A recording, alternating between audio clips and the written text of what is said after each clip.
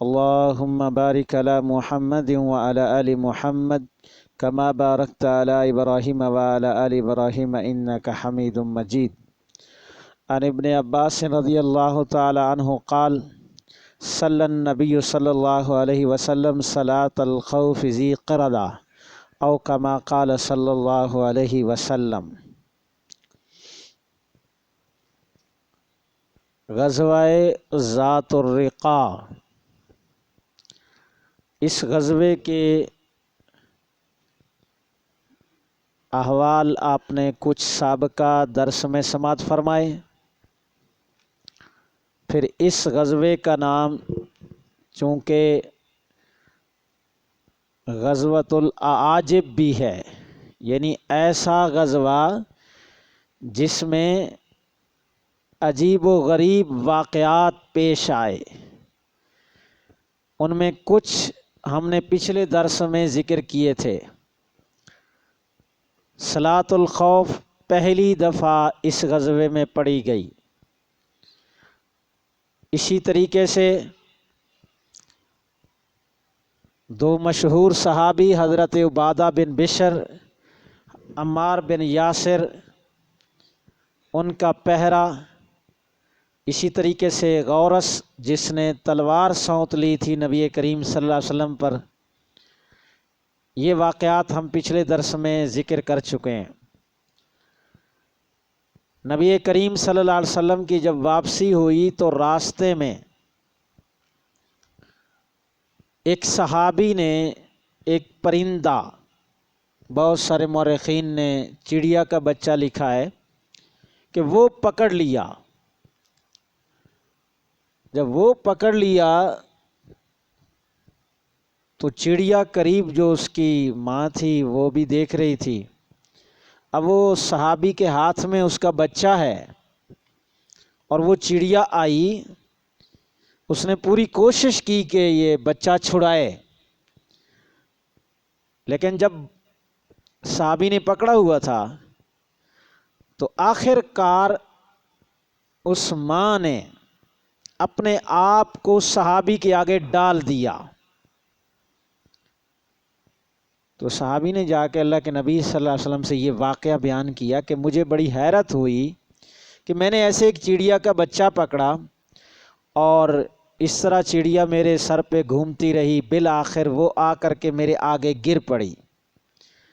یعنی جس کا مطلب یہ تھا کہ اگر میرے بچے کو نہیں چھوڑنا تو پھر مجھے بھی ساتھ لے جاؤ. تو اللہ کے نبی صلی اللہ علیہ وسلم نے پھر صحابہ سے فرمایا، کیا تمہیں اس ماں کی محبت پر حیرت ہو رہی ہے؟ یعنی جو تمہیں تعجب ہو رہا ہے کہ اس ماں نے اپنی اولاد کی خاطر اپنے آپ کو پیش کر دیا.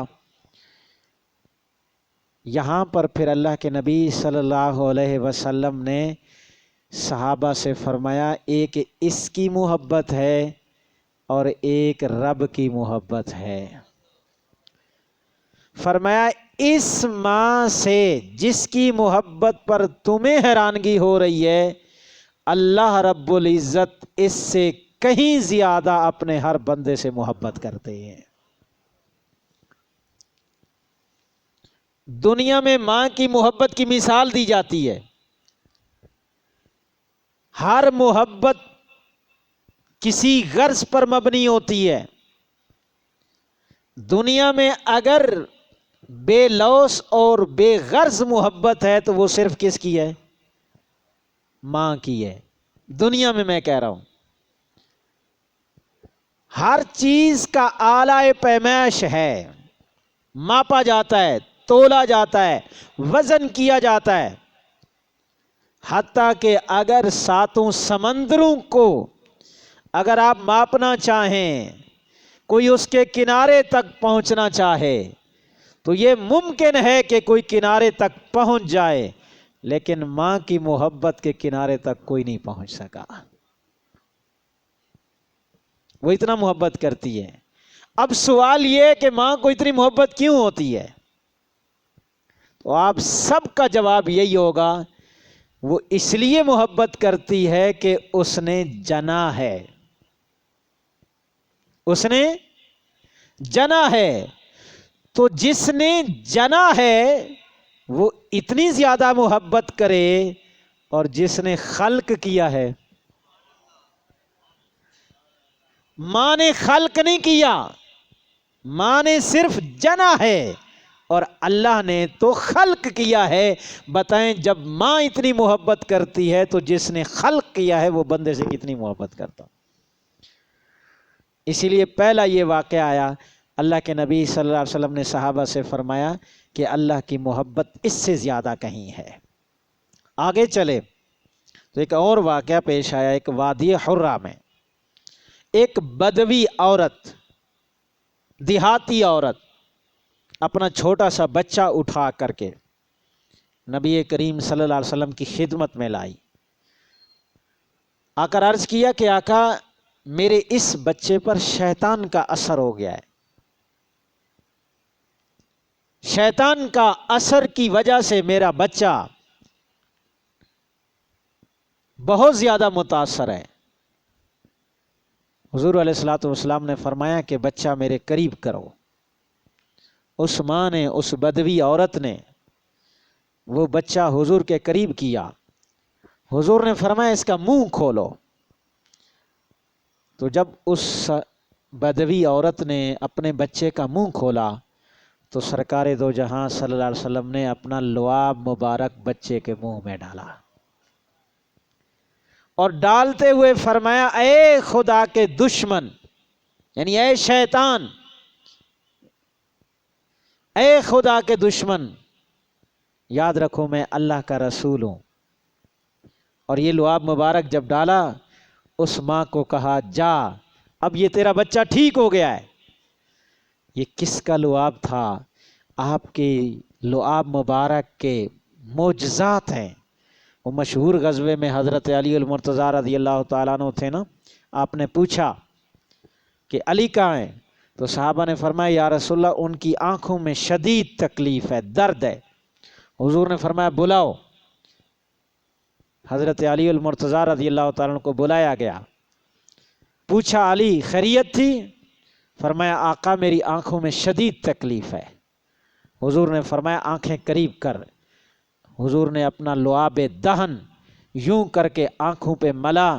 علی المرتضیٰ فرماتے ہیں اللہ کی قسم آنکھ کے اندر لعاب دہن کے لگنے کی دیر تھی، اس وقت بھی آنکھ ٹھیک ہو گئی اور پھر کبھی اس میں تکلیف ہوئی ہی نہیں ہے۔ یہ لعاب دہن کے مبارک کلمات تھے۔ پھر اسی اماں نے جب بچہ واپس لے گئی نا، بچہ تو ٹھیک ہو گیا، تو یہی اماں دوبارہ آئی اور بکریاں بھی لے کے آئی ہدیے میں، اور ساتھ میں دودھ بھی لے کے آئی، کچھ اور بھی لے کے آئی کہ اللہ کے نبی میرا بچہ ٹھیک ہو گیا، میں آپ کو اس کے بدلے میں خدمت تو نہیں ہے لیکن میں تھوڑا سا آپ کی یہ خدمت کرنا چاہتی ہوں۔ اسی غزوے میں حضور نے ان کی اس خدمت کو قبول فرمایا۔ آگے گئے، تیسرا عاجب یہ پیش آیا کہ حضرت جابر رضی اللہ تعالیٰ عنہ کو 3 شتر مرغ کے انڈے ملے۔ تو ظاہر صحابہ، میں نے تعداد پچھلے دروس میں بتائی تھی کہ ایک روایت کے مطابق 800 700 400 اتنی تعداد تھی۔ تو جب انڈے ملے تو وہ ابال کے لائے۔ اب ظاہر کھانے کے لیے اور تو کچھ تھا نہیں، روٹی نہیں تھی، حضور کے قریب لائے، 3 انڈے ہیں اور صحابہ کی تعداد اتنی۔ حضور نے فرمایا سب کو کھلاؤ۔ انڈے کتنے ہیں؟ 3۔ صحابہ کی تعداد 800 700 400 بے اختلاف روایت۔ حضرت جابر رضی اللہ تعالیٰ عنہ فرماتے ہیں اللہ کی قسم ہم سب نے بغیر روٹی کے وہ انڈے کھائے، سب کے سب سیراب ہو گئے، 3 انڈے جوں کے توں ہی رہ گئے۔ یہ ذات العاجب میں حضور کی یہ بھی برکت تھی۔ آگے چلیں، حضرت جابر رضی اللہ تعالیٰ عنہ فرماتے ہیں آگے ایک وادی میں ہم پہنچے تو ہم نے دیکھا کہ ایک جانور، اونٹ،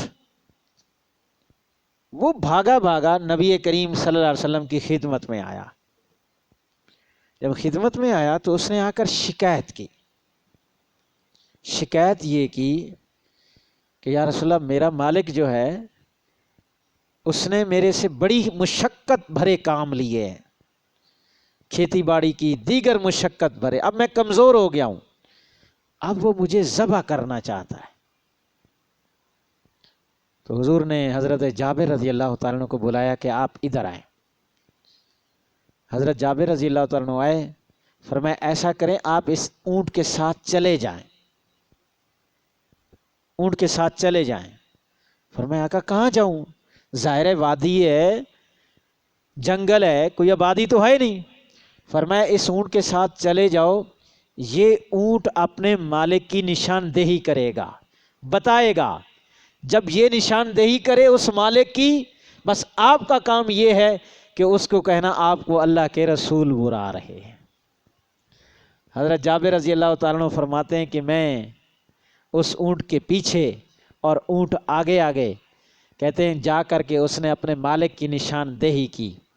میں نے اس مالک سے کہا کہ آپ کو اللہ کے رسول بلا رہے ہیں۔ وہ شخص بڑا حیران کہ اللہ کے رسول صلی اللہ علیہ وسلم کو میرا کیسے پتا؟ چنانچہ وہ ساتھ ہو لیا۔ حضرت جابر رضی اللہ تعالیٰ عنہ فرماتے ہیں میں حضور کے پاس لے کے آیا۔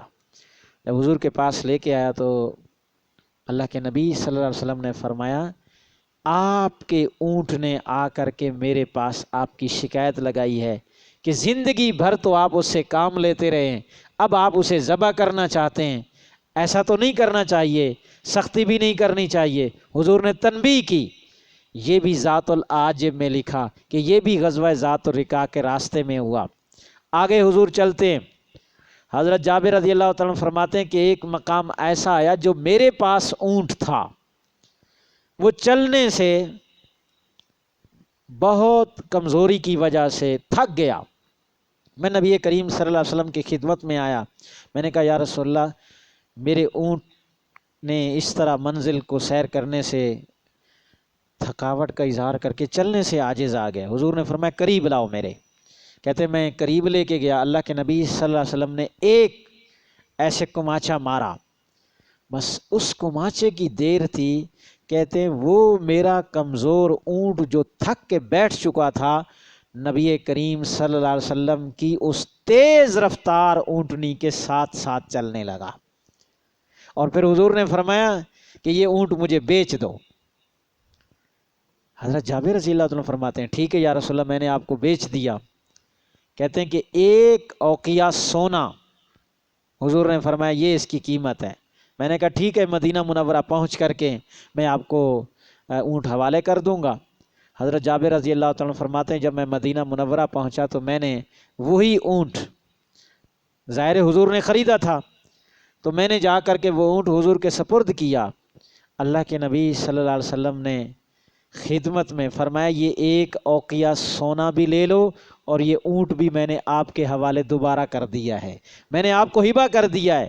کہتے ہیں وہ جو ایک اوقیہ سونا اللہ کے نبی صلی اللہ علیہ وسلم نے مجھے دیا تھا، حضور کی برکت اتنی تھی، حضور کے ہاتھ مبارک کی برکت اتنی تھی، فرمایا میں گھر کے سارے اخراجات چلاتا رہا، وہ ایک اوقیہ سونا ختم نہیں ہوا حتیٰ کہ واقعہ حرہ میں آ کر کے وہ مجھ سے گم ہو گیا۔ جب تک گم نہیں ہوا تھا اس وقت تک میرے گھر میں برکت اتنی تھی کہ ہم جتنا بھی خرچ کرتے تھے وہ سرمایہ کم نہیں ہوتا تھا۔ یہ اس غزوہ ذات الرقاع کے عجائب تھے۔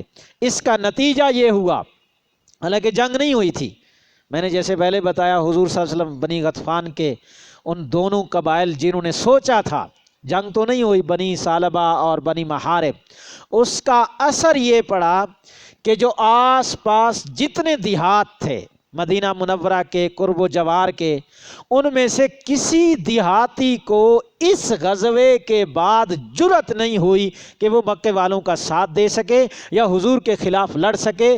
پھر ہوا یہ کہ اسی بنی محارب اور بنو ثعلبہ پر اتنا روب اور دھاپ بیٹھا کہ یہ لوگ بعد میں سارے مسلمان ہو گئے تھے۔ یہ غزوہ ذات الرقاع تھا۔ اللہ تبارک و تعالی ہم سب کو اور نبی کریم صلی اللہ علیہ وسلم کی شریعت پر عمل کی توفیق دے، حضور کی ایک ایک سنت پر، ایک ایک ادا پر اللہ نے جو برکت رکھی ہے، جو خیر رکھی ہے، دنیا کی کوئی طاقت اس کا مقابلہ نہیں کر سکتی، دنیا کی کوئی طاقت ایک چھوٹی سی، وہ چھوٹی میں اس لیے کہہ رہا ہوں ہماری نظر میں چھوٹی ہوتی ہے۔ جیسے ابھی میں نے نماز میں آپ حضرات کے سامنے ایک مسئلہ رکھا، یاد ہے؟ شلوار ٹخنوں سے، لیکن کئی ساتھی سننے کے باوجود بھی نہیں کرتے۔ میرے بھائیوں، ہمارا کام تو بتانا ہے، سیدھی سی بات ہے، ہم نے لڑنا تھوڑی ہے اب۔ ہاں، حضور نے فرمایا ہے ما اسفلا من الکعبین من الازار فی النار، یہ حضور کی حدیث ہے کہ جس آدمی کی شلوار سے، تہ بند سے، ازار سے اور پینٹ سے ٹخنے ڈھانپے رہے، خواہ نماز میں یا نماز کے بعد، نماز میں تو اور زیادہ گناہ ہے، نماز کے علاوہ بھی، یہ حصہ جہنم میں جلے گا۔ یہ مولوی کا مسئلہ نہیں ہے، یہ شریعت کا مسئلہ ہے۔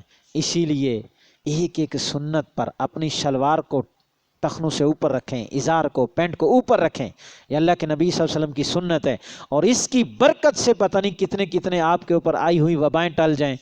اور اگر خدا نخواستہ آپ نے سنت کو ہلکا سمجھا، ایک ایک سنت کو ہلکا سمجھنے کا وبال سے پھر نہیں بچ پاؤ گے۔ آخر میں چونکہ ذی الحجہ شروع ہونے والا ہے، 2-3 دن ہیں ذی الحجہ کے حوالے سے، جن احباب اور دوستوں نے ظاہر قربانی کرنی ہے تو مستحب امر یہ ہے کہ جو آپ بال بنواتے ہیں، بال کٹواتے ہیں، تو آپ ذی الحجہ کے چاند نظر آنے سے پہلے پہلے تو کٹوا سکتے ہیں۔ جنہوں نے قربانی کرنی ہو وہ اپنے آپ کو روکے رکھیں، اس لیے کہ آپ کو مشابہت ہو جاتی ہے حجاج کے ساتھ، وہ بھی نہ بال کاٹتے ہیں نہ کچھ اور کاٹتے ہیں، تو آپ نے انہی کی مشابہت میں مستحب امر یہ ہے کہ آپ ایسا کریں۔ اور پھر میری آخری گزارش خصوصاً ان دوستوں سے ہے جنہوں نے ابھی تک حضور اکرم صلی اللہ علیہ وسلم کی داڑھی مبارک کی سنت نہیں رکھی، ان 10 دنوں میں ظاہر ہے وہ تو شیو نہیں کروا سکیں گے، ممکن ہے اسی کی برکت سے اللہ ان کو توفیق دے دے اور وہ اپنے چہرے پر داڑھی سجا لیں۔ اللہ کی قسم یہ اتنی بڑی حسین سنت ہے، حضور اقدس صلی اللہ علیہ وسلم کا چہرہ ہمیشہ سنت سے آراستہ ہوتا تھا۔ اگر ہم اپنے چہرے کو حضور جیسا چہرہ بنانا چاہتے ہیں، قیامت کے دن حضور کے لواء الحمد کے نیچے آنا چاہتے ہیں، حضور کے حوض کوثر سے پانی پینا چاہتے ہیں، تو کم از کم باقی چیزیں اپنی جگہ، ہماری ظاہری مشابہت تو حضور سے ہو جائے۔ عزم کرتے ہیں نا انشاءاللہ؟ سارے ساتھی اس کا عزم کریں۔ اللہ تعالیٰ مجھے اور آپ کو حضور کی سنتوں کا اتباع نصیب فرمائے۔ وآخر دعوانا ان الحمدللہ رب العالمین۔ الحمدللہ رب العالمین والعاقبۃ للمتقین والصلاۃ والسلام علی اشرف الانبیاء والمرسلین۔ یا اللہ ہم سب کو حضور علیہ الصلوۃ والسلام کی سنتوں پر عمل کی توفیق عطا فرما۔ یا اللہ ہر سنت پر عمل کی توفیق آسان فرما۔ حاضرین مجلس کا بیٹھنا قبول فرما۔ سب کو یا اللہ شیان شان کے مطابق اجر عظیم نصیب فرما۔ یا اللہ ہم سب کی آخرت بہتر بنا، آخرت کے ضمن میں دنیا بھی بہتر بنا۔ یا اللہ ہم سب کی دعاؤں کو قبول فرما، پریشان حالوں کی پریشانی کو دور فرما۔ یا اللہ مریضوں کو صحت عطا فرما۔ یا اللہ یا رحمان یا رحیم بے روزگاروں کو حلال وسیع رزق عطا فرما۔ ہم سب کی دعاؤں کو قبول فرما۔ وصلی اللہ تعالی علی خیر خلقہ محمد وآلہ واصحابہ وذریاتہ اجمعین، آمین برحمتہ۔